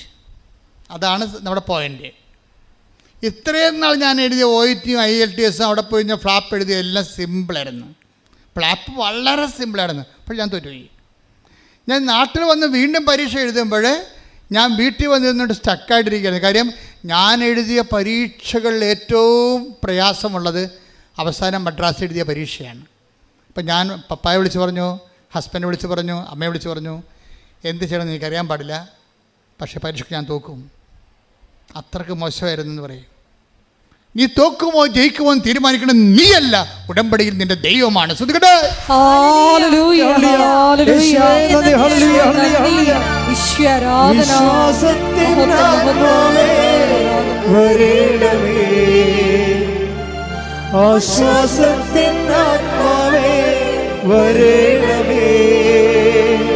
പരിശുദ്ധാത്മാവേ പാവനാത്മാവേ എൻ്റെ ഹൃദയത്തിൽ വന്നു വാഴണേ. പരിശുദ്ധ പരമദിവ്യകാരുണ്യത്തിന് ഇത്രയും പറഞ്ഞു നിർത്തിയിട്ടാണ് ഡോക്ടർ ആൽഡിൻ പറയണത്, അവസാനത്തെ പരീക്ഷയായിരുന്നു ഏറ്റവും മോശം. പക്ഷെ ആ അവസാനത്തെ പരീക്ഷ ജയിപ്പിച്ചത് ദൈവമാണ്. അത് എന്നെ പഠിപ്പിക്കാൻ വേണ്ടിയാണ്. എന്താണ്? ഉടമ്പടി വർക്ക് ചെയ്യണത്, നമ്മുടെ ജീവിതം നിലനിൽക്കുന്നത് നോട്ട് ബൈ മെറിറ്റിലാണെന്ന്, അതായത് ബട്ട് ബൈ ഗ്രേസ്. അവസാനത്തെ പരീക്ഷ എൻ്റെ മെറിറ്റിലല്ല വർക്ക് ചെയ്യണത്, അത് ഉടമ്പടി പ്രകാരമുള്ള ദൈവത്തിൻ്റെ കൃപയാൽ. എൻ്റെ യോഗ്യതയാലല്ല, ദൈവത്തിൻ്റെ കൃപയാൽ. എൻ്റെ ദൈവത്തിലെ ഓരോ തകർച്ചയും, ഓരോ തരത്തിലുണ്ടാകുന്ന നമ്മൾക്ക് വരുന്ന തട്ടുകേടുകളും നമ്മുടെ സാഹചര്യം എന്തുമാത്രം ബലഹീനമാണെന്ന് നമ്മളെ ബോധ്യപ്പെടുത്തുകയും കൃപ പ്രവർത്തിക്കാൻ കാലമായി നമ്മളെ ഓർപ്പിക്കുകയും ചെയ്യുന്നതാണ് പ്രത്യാശ. മനസ്സിലായ മക്കളെ? ഇപ്പോൾ ഒരു ഇഞ്ചക്ഷൻ കയറി ഡോക്ടർ പറഞ്ഞ് 24 മണിക്കൂർ വെയിറ്റ് ചെയ്യാൻ പറഞ്ഞു. 24 മണിക്കൂർ കഴിഞ്ഞപ്പോൾ നമ്മൾ ഓർക്കും ശരിയാവുമെന്ന്. അത് ശരിയല്ല, അത് മരുന്ന്, ആ മരുന്നല്ല, ഇനി മരുന്ന് ജർമ്മനിയിൽ നിന്ന് വരുത്തിക്കണം, അതുവരെ കൊച്ചുണ്ടാകുമെന്ന് അറിയാൻ പറ്റില്ല, വെൻ്റിലേറ്റർ കയറ്റർ ചെയ്യണം, ഉപ്പിട്ടേക്കാൻ പറയും. അപ്പോൾ വ്യത്യസ്തങ്ങളായ കാലാവസ്ഥയിലൂടെ നമ്മൾ പോണത്. പക്ഷേ ഉടമ്പടിയിലായിരിക്കുന്ന വ്യക്തിക്ക് ഇതൊന്നും ഒരു പ്രശ്നമല്ല. എന്താ കാര്യം? ആ ഉടമ്പടി ജെനുവിനായിട്ട് ചെയ്യണമെന്നുണ്ടെങ്കിൽ ആദ്യമേ തന്നെ ഇൻസ്റ്റാൾമെൻ്റായിട്ട് പരിശുദ്ധാത്മാവ് വരും. കാര്യം ഉടമ്പടി ഗൈഡ് ചെയ്യണമെങ്കിൽ പ്രതികൂലമായ കാലാവസ്ഥയിൽ ദൈവത്തിൻ്റെ ഉടമ്പടി സംരക്ഷിക്കണമെങ്കിൽ പരിശുദ്ധാത്മാവിന് വേണ്ടി വരും. അതായത് പ്രതികൂലമായ കാലാവസ്ഥയിൽ എന്ന് പറഞ്ഞ് പ്രതികൂലമായ കാലാവസ്ഥയിൽ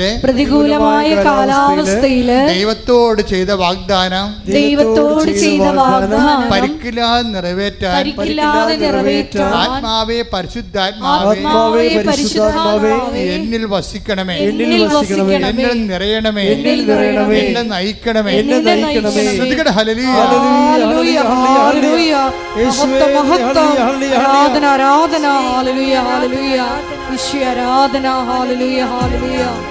കൈയടിച്ചുകൊണ്ട് ശ്രുതികട്ടെ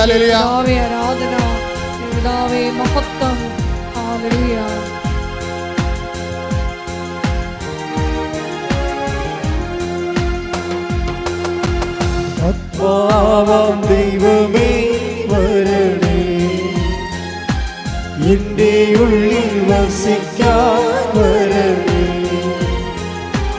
ആത്മാവാം ദൈവമേ വരണേ, എൻ്റെ ഉള്ളിൽ വസിക്കാൻ വരണേ.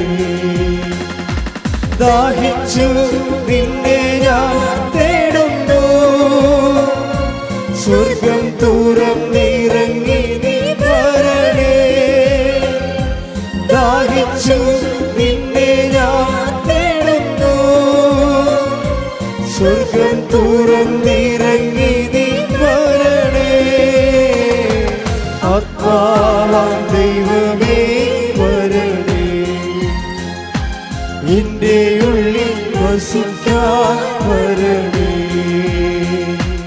ആത്മാവാം ദൈവമേ വരണേ, എൻ്റെ ഉള്ളിൽ വസിക്കാൻ വരണേ.